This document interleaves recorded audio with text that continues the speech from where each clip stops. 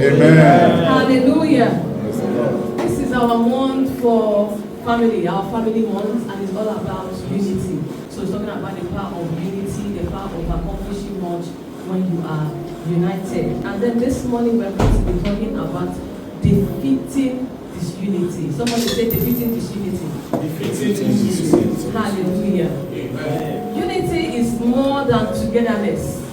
It's not just about being in the same place. That's not what unity is. It's not just about being a group. You can be in a group but you're not united with them. You can be with people but you are not united with them. Unity is more than that. Some people can come together to church and all of that and still don't believe. You know, here we have our mission is to bring people to Christ, to help our members discover, grow and mature in their spiritual gift and calling. Through what? There. Through what? Serving the Lord. So someone can come here and does not believe in that. That person will not be united with what is happening. And that's why you see some people be in church for years and other people just come in the same day and they receive, things that they have been asking God for. While someone has been in the same place asking for it and won't receive. So there's a power when you are what? United. Hallelujah. Amen. A kingdom divided against itself, will it stand? No, that's what Jesus asked when they accused him of casting out the spirit of Satan through what? Beelzebub, right? He asked them, a kingdom divided against itself will not what? Will not stand. You need to be what? Together. There should be unity. Somebody open first the book of Acts chapter 2 from verse 1. It says, and when the day of Pentecost was fully come, they were all with one accord in one place. Take notes. With what? One accord. This one didn't come with his own intentions. This one comes with his own intentions. You have your own goal. This is how I want it to be done. This is how, if that is what is happening, would they have had one accord? No. And there in the Bible says what? They were all what? They had blessings. Because we're in one accord. In one place. Oneness of heart. One idea. One intention. One purpose. You don't come, the pastor gives you, this is what should be done, and then you are saying, no, okay, now see the 5 pillars of CRM, faithfulness, love, obedience, prayer, and what? Authority. We operate with that. And you now come and say, no, I can't work with this. The person is not going to be what? United. Hallelujah. So when you talk about unity, it's not just about what? Coming in a place. You have to be one. You have to be what? One.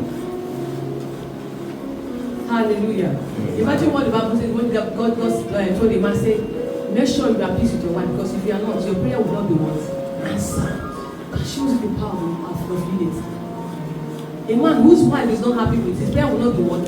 Answered. That's scripture. The same thing happens.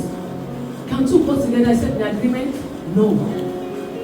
So to have unity in the church, you have to come with oneness of heart. Jesus acknowledged the Father. That's why he called him what? Abba, Father. And the Bible says they are what? One. Isn't it?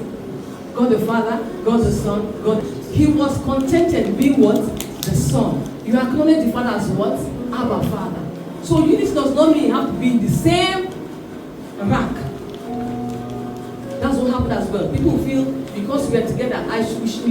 You just acknowledge. He's playing the instrument there, right? Is he come preaching here? No. You acknowledge your what? Your position. There's someone that this is his church. But we are all working to get one thing achieved. Are we together? Everybody have their what? It's just like the body. You have the eyes, the nose, the head, everything. If the eyes decide not to see, I'm not going to function today, what happens? Everybody working what? Blindly. And the hand says, today I'm not going to function. What happens? No food will enter the mouth. Isn't it? So when one person kind of turns off, what happens? Every other person does what? Is affected. And there's one thing that happens with unity. There's always a suddenly. There's what? Always what? A suddenly. Unity. Have unity of heart, unity of even in marriage, in relationship. If you have people in a group relationship and they are not working together with you, the person you can do what? Gently do what?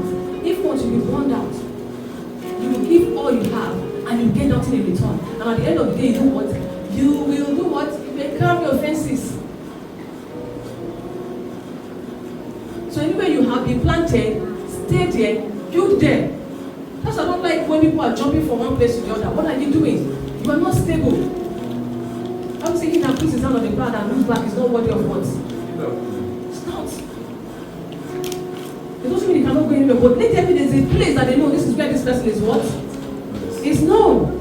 This is where you are building. And Bible also says, he that does not gather with you, you do what? Scattering. We have different types of Christians. Them that are in church to multiply, some are there to subtract, division. We're going to get to that. Hallelujah. Amen. Where there is genuine love for God and for man, it's almost impossible to entertain offenses. It's almost impossible to have what? Disunity.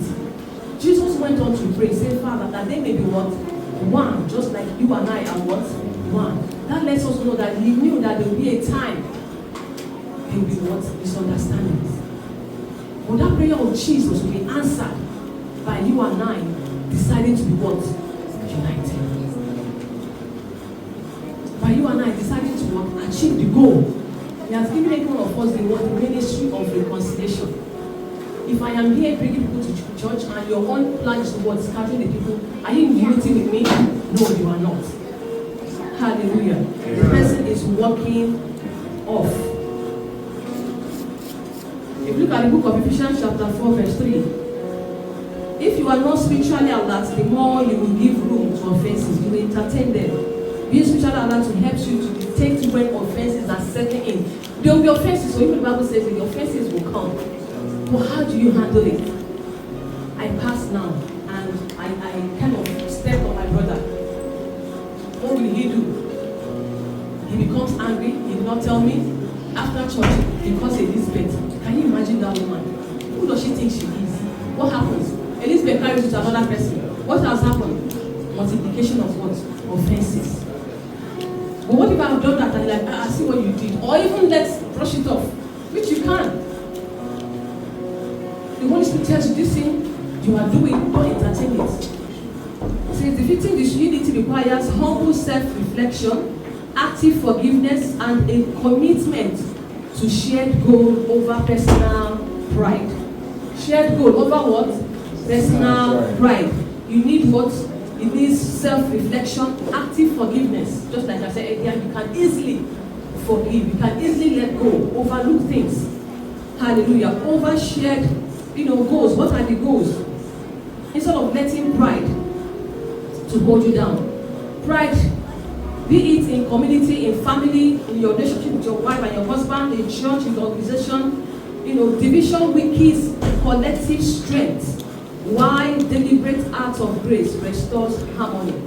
Division does what? Weakens strength.